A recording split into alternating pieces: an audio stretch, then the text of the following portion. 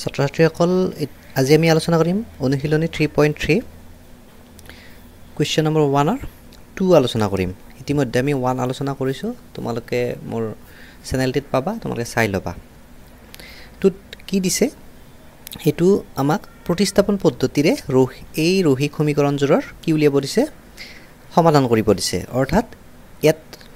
চলক হিচাপে ব্যৱহাৰ কৰিছে s আৰু t আমি s আৰু t ৰ মান উলিয়াব লাগে এতিয়া আমি সমাধানৰ ফালে আহিছো আমাক দিয়া আছে s - t = 3 s/3 + t/2 = 6 গতিকে আমি এটো আগৰটো যেনেকৈ কৰিছিলো তেনেকৈ আমি এটুক নাম্বাৰিং কৰিম 1 এটুক টিম 2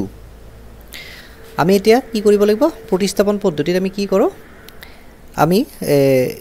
যিকোনো এটা ভেৰিয়েবলৰ মানে চলকৰ মান আমি লৈ আনটো সমীকৰণত বহুৱাই দিও এইটোৱে প্ৰতিস্থাপন পদ্ধতি এতিয়া আমি প্ৰথমটো লৈছো প্ৰথম সমীকৰণটোৰ পৰা আমি লৈ লওঁ সমীকৰণ 1 ৰ পৰা পাওঁ আমি লিখিম সমীকৰণ 1 ৰ পৰা পাওঁ কি পাওঁ s - t = 3 টো দিয়া আছে ইয়াৰ পৰা আমি s ৰ মানটো আমি উলিয়াই লওঁ s = 3 এটো মাইনাস আছে ইফালে গলে প্লাস t হ'ব এটুক আমি 3 নাম্বাৰ কৰি দিম এতিয়া আমি s ৰ মানটো আমি পাই গলো s ৰ মানটো আমি কি কৰিম আমি সমীকৰণ 2 ত বহুৱাই দিম আমি এটো লিখিম এতিয়া আমি s ৰ মান অৰ্থাৎ s = কিমান s = 3 + t আমি সমীকৰণ 2 ত বহুৱাই দিম 2 ত বহুৱাই পাওঁ 2 নম্বৰ সমীকৰণটো আমি লিখি লওঁ s/3 + t/2 = 6 এতিয়া আমি s ৰ ঠাইত কি বহুৱাই দিম 3 + t বহুৱাই দিম এইটো বহুৱাই দিম মানে s ৰ ঠাইত বহাম আমি 3 + t/3 বাকিনি একে থাকিব t/2 = 6 এতিয়া আমি দেখিলো এটো এনেকুৱা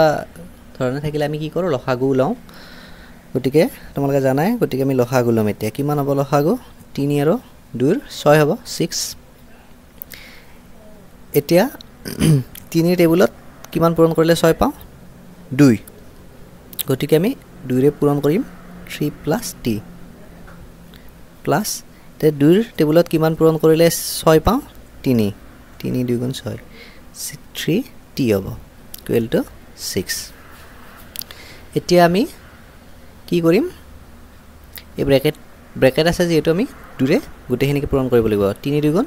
6 + 2t প্লাস বাকি একে থাকিব 3t / 6 = 6 এতিয়া আমি কি কৰিম এটো হৰণ হৈছে সোফালে গলে কি যাব পূৰণ হৈ যাব মানে বৰ্জ্য পূৰণ কৰিম 6 + 2t + 3t = 6 * 6 হ'ব এতিয়া আমাক মান লাগে কাৰ t ৰ মান লাগে গতিকে আমি নালাবিলাক ৰাইট সাইডত লৈ যাম গতিকে 6 টো আমি ইফালে লৈ যাম ইয়াতে 2t + 3t দুটা প্লাস কৰিলে কিমান হ'ব 5t হ'ব আৰু এটো 6 6 গুণ 36 মানে 36 মাইনাস এটো 6 হল এতিয়া আমি কি কৰিম 5t = এটো কিমান পাম 36 - 6 30 পাম এতিয়া t ৰ মান লাগে t = কিমান পাম 30/5 এটো পূৰণ হৈছে ইফালে গলে হৰণ হ'ব এটা কিমান যাব 5 6 গুণ 30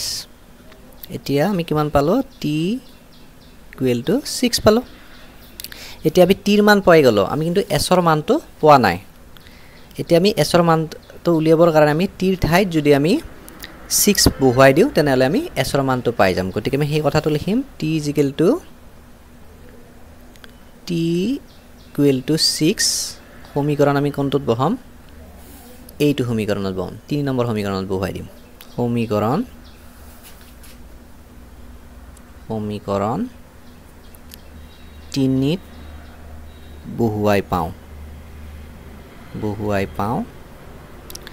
3 সমীকৰণটো লিখি লওঁ s equal to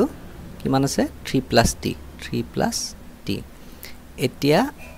s equal to কিমান পাম আমি 3 প্লাছ t ৰ ঠাইত আমি কি বহুৱাম 6 বহুৱাম 6 গতিকে s ইকুৱেল টু কিমান পালো s ইকুৱেল টু 3 প্লাছ 6 কিমান হ'ব 9 গতিকে আমি পাই গলো কি পালো আমি উত্তৰটো এনেকৈ লিখো উত্তৰ s ইকুৱেল টু 9 আৰু t ইকুৱেল টু 6 এইটো গতিকে আমি s আৰু t ৰ মান পাই গলো মানে আমাৰ সমাধান হৈ গল ধন্যবাদ